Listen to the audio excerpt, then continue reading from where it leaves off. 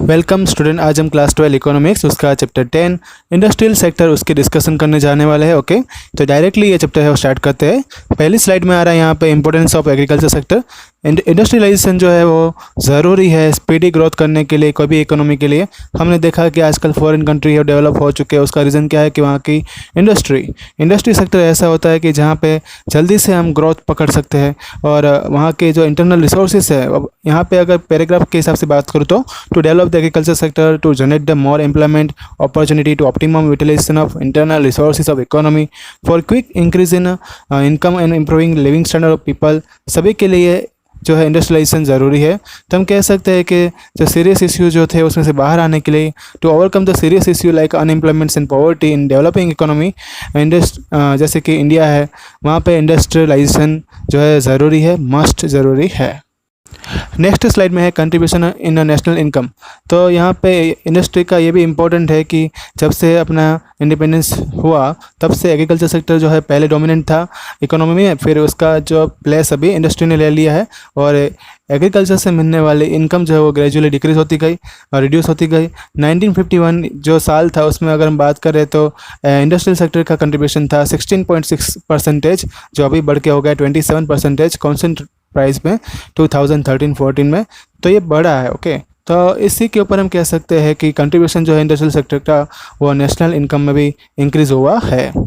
Next slide में है employments. तो इंडिया एक हाईली पॉपुलेटेड नेशन है, हमें पता है, और सभी लेबर को हम प्रोडक्टिव एक्टिविटी में नहीं डाल सकते हैं, मतलब सभी को हम फार्मिंग नहीं करवा सकते हैं।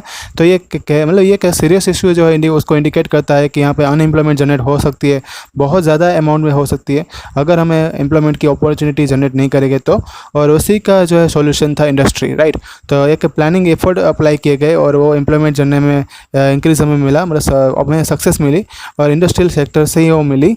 1951 में वो था 10.6% लेबर जो थे वो एम्प्लॉय थे इंडस्ट्री में, जो बढ़ के हो गई 2011 में कितने हो गए 24.3% ये बढ़ गया, मतलब कि 14% जितना ये जो 60 ईयर के अंदर बढ़ा है।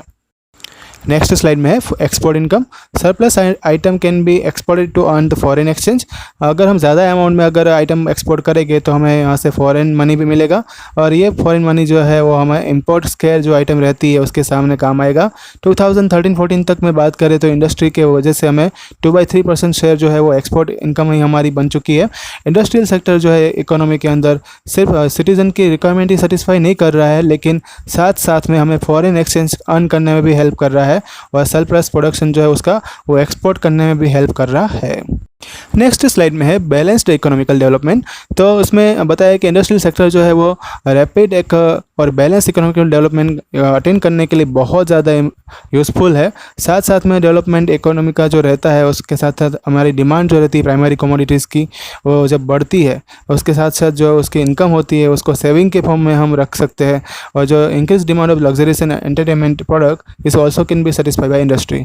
साथ साथ में जो लग्जरीज और एंटरटेनमेंट प्रोडक्ट जो है उसकी डिमांड भी अगर इंक्रीज होगी तो वो भी इंडस्ट्री हमें फुलफ़िल कर देगी और ये भी सेटिस्फेक्शन हमें इंडस्ट्री से मिल सकता है। नेक्स्ट स्लाइड में है modernisation of agriculture sector. Modernisation जो एग्रीकल्चर सेक्टर का है वो ज़रूरी है क्योंकि उसी से तो एग्रीकल्चर सेक्टर जो है उसमें लैंड और लेबर की प्रोडक्टिविटी बढ़ेगी। इंडस्ट्री जो है टेक्नोलॉजी प्रोवाइड करती है और उसी की वजह से हम देखते हैं कि tractor, thresher, submersible pump, equipment जो है स्प्रे के, पेस्टिसाइड को स्प्रे करना यानी कि स्प्रिंकलिंग करवाने के, वो आजकल अवेलेबल है और इसी जो मॉडर्न इंस्ट्रूमेंट जो है उसी के द्वारा आजकल फार्मिंग हो रही है और ये सब कुछ इंडस्ट्री की वजह से ही ये पॉसिबल बना। साथ में यहाँ पे केमिकल बेस्ड फर्टिलाइज़र जो है, पेस्टिसाइड है, वो भी इंडस्ट्री के द्वारा ही प्रोड्यूस होते हैं। नेक्स्ट स्लाइड में है चेंज इन सोशल स्ट्रक्चर। ये इंडस्ट्रियलाइजेशन बढ़ने की वजह से ही जो है न्यू इंडस्ट्रियल कल्चर जो है इमर्ज हुआ। हम कह सकते हैं कि डिसिप्लिन है, हार्ड वर्क जो रहता है, कंपटीशन रहता है, टीम वर्क रहता है, सेल्फ डिपेंडेंसी रहती है, कोऑपरेशन रहता है, अंडरस्टैंडिंग रहती है, इनोवेशन स्किल रहती है, इंस्टीट्यूशन कैपेबिलिटी जो है सब कुछ हमें उसी से डेवलप हुआ। और दूसरी बात के stand against the superstition, fatalism, narrow psychology and Orthodox behaviour जो था वो सब कुछ रिड्यूस हो गया। ये सभी सोशल चेंज जो है वो हमें इंस्पायर करता है इकोनॉमिक डेवलपमेंट में। ये सब कुछ इंडस्ट्री की वजह से ही पॉसिबल हुआ।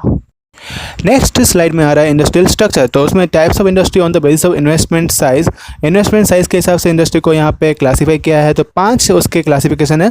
पहला है cottage industry, tiny industry, small scale industry, medium scale industry और लार्ज स्केल इंडस्ट्री। उन सभी की डिस्कशन हम यहाँ पे करेंगे डिटेल में। ओके, तो उसका स्टार्ट करते हैं। तो उसमें पहला आ रहा है कॉटेज इंडस्ट्री। कॉटेज इंडस्ट्री जो है वो फैमिली मेम्बर के द्वारा सेटअप होती है। और दूसरा कि इसमें स्मॉल इक्विपमेंट है और negligible use of electricity, machine और इन्वेस्टमेंट रहता है, उसको बोलते हैं कॉटेज इंडस्ट्री। जैसे कि खादी हो गया, पापड़ हो गया, खाखरा हो गया, इंसेंस स्टिक इंडस्ट्री हो गई, ये सभी उसके एग्जाम्पल है। नेक्स्ट स्लाइड में है टाइनी इंडस्ट्री। तो टाइनी इंडस्ट्री जो है वो लेबर इंटेंसिव प्रोडक्शन टेक्निक के ऊपर डिपेंड करती है। इसमें इन्वेस्टेड लिमिट जो रहती है वो 25 लाख तक रहती है। मतलब ये 25 लाख से कम वाली जितनी भी इंडस्ट्री है वो टाइनी इंडस्ट्री में आएगी। यहाँ पे उसका एग्जांपल दिया हुआ है कि आर्टिस्टिक इंडस्ट्री है, मेटल या तो फिर लेदर है, क्ले है, उसी में से जो वर्कआउट करके जो काम करती है इंडस्ट्री, वो सभी टाइनी बेस्ड इंडस्ट्री में आती है। नेक्स्ट स्लाइड में आ रहा है स्मॉल स्केल इंडस्ट्री। इंडस्ट्री जो है उसमें इन्वेस्टमेंट अगर 25 लाख से ज़्यादा का होगा और 5 करोड़ से कम का होगा और वो लेबर इंटेंसिव प्रोडक्शन टेक्निक को यूटिलाइज करती है। Ancillary industry to big industry, मतलब कि छोटी इंडस्ट्री मतलब 25 लाख से शुरू होगी और बड़ी इंडस्ट्री की ओर ये आगे बढ़ती है, तो उसको स्मॉल स्केल इंडस्ट्री कह सकते हैं। एग्जाम्पल यहाँ पे दिया है यूनिट प्रोड्यूसिंग टूल है, सिंपल कंज्यूमर गुड्स हो गया, ऑटो रिपेयर यूनिट हो गए। तो ये सभी जो स्पेयर पार्ट बनाने वाली industry most of small scale industry में आती है। नेक्स्ट है उसमें है मीडियम स्केल इंडस्ट्री। जो इंडस्ट्री का इन्वेस्टमेंट 5 करोड़ से ज़्यादा होगा लेकिन 10 करोड़ से कम का होगा और वो लेबर इंटेंसिव या तो कैपिटल इंटेंसिव प्रोडक्शन टेक्निक को यूटिलाइज करती है, उसको मीडियम स्केल इंडस्ट्री कहते हैं। Industry of machinery, chemical, electronic equipment की जो इंडस्ट्री होती है वो मीडियम स्केल इंडस्ट्री होती है। नेक्स्ट स्लाइड में है लार्ज स्केल इंडस्ट्री। जो इंडस्ट्री इसमें इन्वेस्टमेंट 50 करोड़ से ज़्यादा का होता है और उसमें वो कैपिटल इंटेंसिव प्रोडक्शन टेक्निक को यूटिलाइज करती है, उसको लार्ज स्केल इंडस्ट्री बोलते हैं। Industry related equipment of railway, big vehicles, iron, ये सभी जो है स्टील इंडस्ट्री है इंडिया में, ठीक है, बोकारो में आई है, तो ये सभी इंडस्ट्री लार्ज स्केल इंडस्ट्री है। नेक्स्ट स्लाइड में है types of industry on the basis of ownership. तो ओनरशिप के हिसाब से देखें तो यहाँ पे पहली आ रही है पब्लिक सेक्टर यूनिट। जो इंडस्ट्री है उसकी ओनरशिप और एडमिनिस्ट्रेशन गवर्नमेंट के कंट्रोल में रहता है, उसको पब्लिक सेक्टर यूनिट बोलते हैं। फॉर एग्जांपल रेलवे है, टेलीफोन है, पोस्ट है, इनको पब्लिक सेक्टर यूनिट ही कहते हैं। पब्लिक सेक्टर यूनिट को 3 अलग अलग कैटेगरी में क्लासीफाई किया गया है। ओके, पहले जिसमें दूसरे का आ रहा है डिपार्टमेंटल इंडस्ट्री। जो इंडस्ट्री है वो गवर्नमेंट उसको रन करवाती है और उसका डायरेक्ट ऑब्जर्वेशन करती है और डिपार्टमेंट के थ्रू उनको देखती रहती है और वहाँ पे एक्सपेंडिचर है या तो इनकम है वो बजट भी उनके द्वारा डिसाइड होता है जो वहाँ पे डिपार्टमेंट रहता है, तो उसको डिपार्टमेंटल इंडस्ट्री बोलते हैं। डिपार्टमेंटल इंडस्ट्री में रेलवे और पोस्ट भी हम कह सकते हैं। नेक्स्ट स्लाइड में आ रहा है पब्लिक कॉर्पोरेशन। जो यूनिट है उसको सेंट्रल या तो स्टेट गवर्नमेंट जो है वो उसकी मालिकी की होती है, लेकिन उसका एडमिनिस्ट्रेशन जो है वो एक इंडिपेंडेंट कंट्रोल रहता है कॉर्पोरेशन का, उसी के द्वारा होता है, जहाँ पे एडमिनिस्ट्रेशन और डिसीजन जो प्रोसेस है वो एक स्ट्रॉन्ग इन्फ्लुएंस गवर्नमेंट के साइड से रहती है, उसको पब्लिक कॉर्पोरेशन के रूप में जाना जाता है। और इसका एग्जाम्पल यहाँ पे दिया हुआ है life insurance corporation, state transport corporation. Next उसमें पॉइंट आ रहा है जॉइंट स्टॉक कंपनी। जो यूनिट रहता है उसको गवर्नमेंट मैनेज करती है और प्राइवेट कंपनियां जो है उसको फ्रेमवर्क प्रोवाइड करती है और जो प्रिवेलिंग है मतलब जो बहुत ज़्यादा प्रचलित है और उसके लॉ जो है गवर्नमेंट के द्वारा डिसाइड होते हैं। Government raise the capital by issuing and selling the share to the people. इसमें गवर्नमेंट जो है उसके कैपिटल को बढ़ाने के लिए और इशू करने के लिए और लोगों को वो शेयर बेचती रहती है और ख़रीदती रहती है और इसलिए इसको जॉइंट स्टॉक कंपनी बोलते हैं। एग्जाम्पल यहाँ पे दिया है भारत हैवी इलेक्ट्रिकल लिमिटेड, भेल oil and natural gas corporation limited, ONGC भी उसका एग्जाम्पल है। नेक्स्ट स्लाइड में है joint sector industries. Joint sector industry को देख के ऐसा लगता है कि जॉइंट स्टॉक कंपनी और जॉइंट सेक्टर इंडस्ट्री एक ही है, पर थोड़ा डिफरेंस है। यहाँ पे क्या होता है कि 51% शेयर जो है वो पीपल के हाथ में चले जाते हैं या तो इंस्टीट्यूट के हाथ में चले जाते हैं, लेकिन कंट्रोल जो है वो गवर्नमेंट के हाथ में रहता है टिल द एंड, मतलब एंड तक। और यहाँ पे उसका एक एग्जाम्पल भी दिया हुआ है, GSPC जो है वो भले उसमें 51% शेयर लोगों के आसपास उनके लोगों के पास रह गए तो भी उसका कंट्रोल जो है गवर्नमेंट के पास ही रहता है।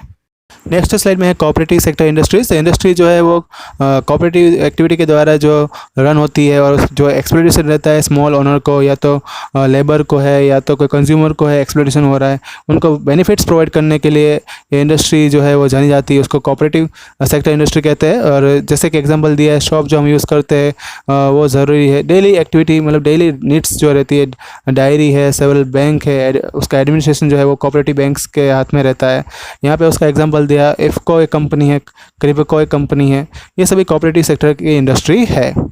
नेक्स्ट स्लाइड में है types of industry on the basis of product, तो प्रोडक्ट के हिसाब से भी इंडस्ट्री को क्लासीफाई किया है। दो टाइप है यहाँ पे, कंज्यूमर गुड्स इंडस्ट्री और इंटरमीडिएट गुड इंडस्ट्रीज। तो पहले हम समझेंगे कंज्यूमर गुड इंडस्ट्रीज। गुड्स जो है डायरेक्टली सेटिस्फाई करता है पीपल की नीड्स को, उसको बोलते हैं कंज्यूमर गुड्स इंडस्ट्रीज। यहाँ पे उसका एग्जांपल दिया है कि जो ऐसी इंडस्ट्रीज़ है जो ऐसे डायरेक्टली गुड्स प्रोड्यूस करती है, जैसे कि एग्जांपल हो गया ghee, oil, shop, shampoo, powder making industry, ये सभी कंज्यूमर गुड इंडस्ट्री है। Intermediate good industries, units which have semi finished production, मतलब कि इसमें आधा प्रोडक्शन वहाँ पे खत्म हो गया लेकिन आधा बाकी है, ठीक है। Types of goods which are semi processed in nature and still one stage of production is remaining, मतलब कि वहाँ पे सेमी प्रोसेस जो है आधी प्रोसेस खत्म हो चुकी है नेचुरली, लेकिन थोड़ा प्रोसेस अभी जो है आर्टिफिशियली मतलब मैन मेड जो बाकी है, तो उसको हम बोले कि इंटरमीडिएट गुड इंडस्ट्रीज। जैसे कि एग्जांपल हो गया यार्न, स्टील, स्ट्रीट हो गई, मशीन हो गया, वो सभी इंटरमीडिएट गुड इंडस्ट्री में आएगा। तो ये था पार्ट 1। पार्ट 2 जो है जल्दी आएगा, आपको नोटिफाई किया जाएगा, व्हाट्सएप पर आपको होमवर्क सेंड कर दिया जाएगा, ओके। और कोई डाउट है तो मुझे यहाँ पे कमेंट बॉक्स में लिख कर बता सकते हैं, ओके। रिवाइज करते रहना। Thank you all.